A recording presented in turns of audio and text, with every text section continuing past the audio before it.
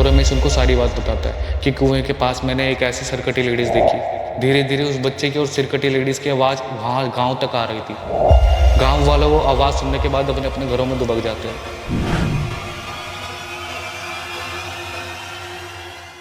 रमेश पूरे 10 साल बाद शहर से गांव लौट रहा था। ट्रेन लेट होने की वजह से उसको रात ज़्यादा हो चुकी थी और वो अपने घर की तरफ बढ़ रहा था। उसके गांव का रास्ता एक जंगल से होते हुआ जाता था। जंगल का रास्ता, सुनसान रास्ता, आसपास किसी भी तरीके की कोई आवाज़ नहीं, और उस आवाज़ में बढ़ते हुए रमेश के कदम सिर्फ रमेश को सुनाई दे रहे थे। इतनी शांति थी वहाँ पर। रमेश उस रास्ते से जा ही रहा था, लेकिन अचानक से एक बच्चे के रोने की आवाज़ आती है। बहुत ज़ोरों से एक बच्चा रो रहा है, जैसे कोई उसको मार रहा हो। रमेश वो आवाज़ सुनकर रुक जाता है। वो इधर उधर देखता है कि बच्चे की आवाज़ आ कहाँ से रही है। वो आवाज़ का पीछा करना शुरू करता है। धीरे धीरे उस तरफ जा रहा होता है, लेकिन देखता है कि वो आवाज़ एक कुएं के अंदर से आ रही है। वो सोचता है इतनी रात गए, इस कुएं में बच्चा कैसे आ सकता है। जैसे ही रमेश उस कुएं के पास पहुंचता है और आवाज़ देता है, कौन है वहाँ? जैसी उसने वहाँ पर आवाज़ दी, वहाँ पर सन्नाटा पसर जाता है और रमेश सोचता है कि शायद उसको इल्यूजन हुआ हो कि ऐसा कि कोई बच्चा रो रहा है। उसने इल्यूजन समझकर वहाँ से आगे बढ़ना शुरू करा। रमेश पलटकर 4 कदम चला ही था, इतने में फिर से वहाँ पर एक बच्चे के रोने की आवाज़ आना शुरू हो जाती है, फिर से उसी कुएं के अंदर से। यहाँ से रमेश देखता है कि अभी तक तो यहाँ पर कोई भी नहीं था, फिर से बच्चे के रोने की आवाज़ आ कहाँ से रही है।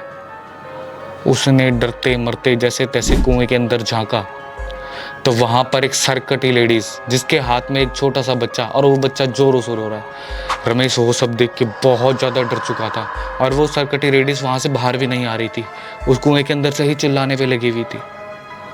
रमेश वो सब देख के वहाँ से भागना शुरू करता है। 4-5 जगह गिरता है, चोट फोट लगती है उसको और वो भागता है, बहुत ज़ोरों से भागता है। जैसे ही वो भागता भागता अपने गाँव की तरफ पहुँचता है तो गाँव पर उसको कुछ लोग मिलते हैं। वो लोग उसको हाँफता हुआ देखते हैं और उससे बात करते हैं कि क्या हुआ, तुम इतना क्यों हाँफ रहे हो। तो रमेश उनको सारी बात बताता है कि कुएं के पास मैंने एक ऐसी सरकटी लेडीज देखी और वो जोरों से चिल्ला रही है, उसका बच्चा भी रो रहा है। धीरे धीरे उस बच्चे की और सिरकटी लेडीज की आवाज़ वहाँ गांव तक आ रही थी। गांव वाले वो आवाज़ सुनने के बाद अपने अपने घरों में दुबक जाते हैं और रमेश भी डरता मरता जैसे तैसे अपने घर पहुँचता है। तो उसके घर में उसके बड़े भैया और भाभी रहते थे। वो घर पहुँचा हाँफता हुआ, उसको उसकी भाभी ने देखा, उसको सवाल करा कि इतना क्यों हाँफ रहे हो। वो अपनी भाभी को भी सारी बात नहीं बताता और पहला ये सवाल पूछता है कि भैया कहाँ है। जैसे उसके भैया वहाँ पर उसको मिलते तो भैया को सारी बात बताता है। तो उसका भैया नीतीश हंसना शुरू कर देता है, कहता तुम आज की डेट पे भूत को मानते हो, भूत वूत जैसा कुछ नहीं होता, ये सब मनगढ़ंत कहानियाँ हैं और तुमने जो देखा वो कुछ नहीं, तुम्हारा एक वहम है। और यहाँ से रमेश जिसके साथ गुजरी है वो बोल रहा है अगर आपको यकीन नहीं आ रहा ना तो अगली रात आप जाके देखना वहाँ पर कि क्या है। तो नीतीश उसको चैलेंज करते हुए कहता है कि मैं जाऊँगा वहाँ पर और वहाँ पर ऐसा कुछ नहीं है, ये भी साबित करके आऊँगा। रमेश जैसे तैसे वहाँ पर एक रात बिताता है। अगले दिन नीतीश और उसका एक दोस्त तैयार हो जाते हैं उस जंगल पे जाने के लिए और रात ढलने से पहले वहाँ पर वो लोग अपने लिए एक छुपने की जगह बनाकर वहाँ पर बैठकर देख रहे होते हैं कि क्या है क्या नहीं है। उनको ऐसा लगता है कि शायद कोई चोर होगा तो अपने साथ वो डंडे वगैरह भी ले जाते हैं और वो छुपे हुए थे और कर रहे थे इंतज़ार। वो दोनों के दोनों शांत और वो दोनों के दोनों वहाँ बैठे हुए। धीरे धीरे रात ढलना शुरू होती है और रात के अंधेरे में वो दोनों जिसका इंतज़ार कर रहे थे अचानक से वो मंजर आ जाता है उनके सामने। इस रात फिर से कुएं के अंदर से एक बच्चे के रोने की आवाज़। ये दोनों के दोनों डर चुके थे वो आवाज़ सुनने के बाद और इनको कुछ समझ नहीं आया कि रिएक्ट कैसे करें, बहुत ज़्यादा डर चुके थे दोनों। फिर नीतीश कोशिश करता है कि कुएं के अंदर एक बार झाँक के देखूँगा। नीतीश जैसे ही वहाँ पर झाँकने जा रहा था अचानक से वहाँ पर कुएं की बाउंड्री के पास आकर चुड़ैल खुद बैठ गई, जिसको देखने के बाद यहाँ पर इसकी हालत ख़राब हो गई। लेकिन अभी तक उस चुड़ैल ने इसको देखा नहीं था। ये वापस जाता है और वहाँ पर ही छुप जाता है जहाँ से आया था और वहाँ से छुपकर बस देख रहे होते हैं दोनों। उस चुड़ैल का सर उसके हाथ में और उसके दूसरे हाथ में एक बच्चा और वहाँ पर बैठी हुई बस कोने में रोई जा रही है, बहुत ज़ोरों से रोई जा रही है, जिसको देखकर इन दोनों की हालत बहुत ज़्यादा ख़राब हो चुकी थी। इतने में नितिन का दोस्त नितिन को कहता है चल भाई यहाँ से चलते हैं, यहाँ रुकना सेफ़ नहीं है। उसने इतनी धीरे बोला कि वो नितिन को भी नहीं सुनाई दिया, लेकिन सामने उस चुड़ैल ने वो सुन लिया। वो चुड़ैल इनका पीछा करना शुरू कर देती है। ये दोनों के दोनों जंगल ही जंगल भाग रहे होते हैं और भागते भागते ये लोग घर पहुंचते हैं। घर पहुंचते हैं सबसे पहले नीतीश रमेश से माफ़ी मांगता है कि तुमने जो देखा वो सब सच है। तो अगले दिन गाँव की पंचायत बुलाई जाती है तो वहाँ पर बात करी जाती है इसके बारे में कि ये चक्कर क्या है। वो चुड़ैल कौन है और उसके साथ ऐसा क्या हुआ जो रोई जा रही है और अभी तक उसको मुक्ति क्यों नहीं मिली।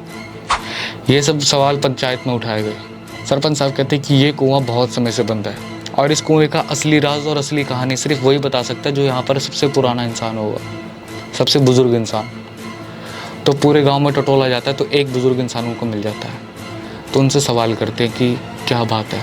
तो बुजुर्ग इंसान बताते हैं असली कहानी। तो बुजुर्ग बताते हैं कि आज से 70 साल पहले यहाँ पर एक सरपंच थे और उनकी एक बेटी थी जो कि बहुत ज़्यादा खूबसूरत थी।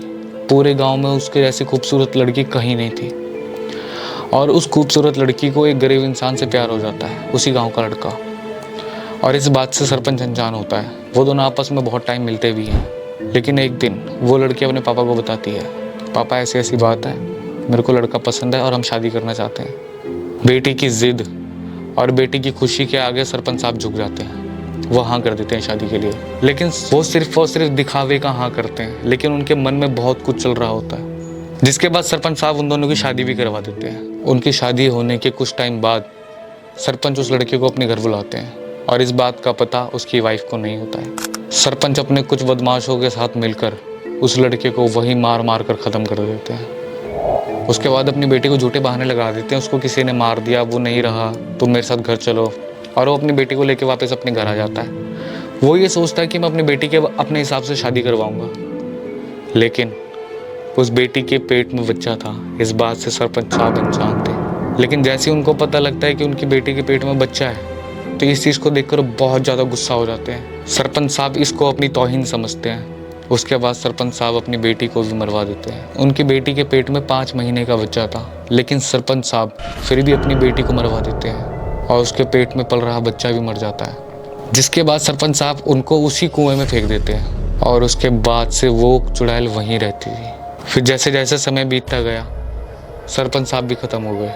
तो बुजुर्ग आदमी बताते हैं कि उसके बाद से अब तक अगर किसी लेडीज़ पे कोई प्रॉब्लम आती है, कोई दिक्कत आती है, तो वो चुड़ैल कुएं से बाहर आकर ऐसे रोना शुरू कर देती है। तो सारे गांव वाले पूछते हैं कि इसका इलाज क्या है, अब हम क्या करें जिस वजह से हमारे को इस चीज़ से छुटकारा मिले।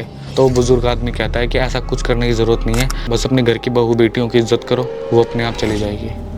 तो दोस्तों, कैसी लगी आपको स्टोरी?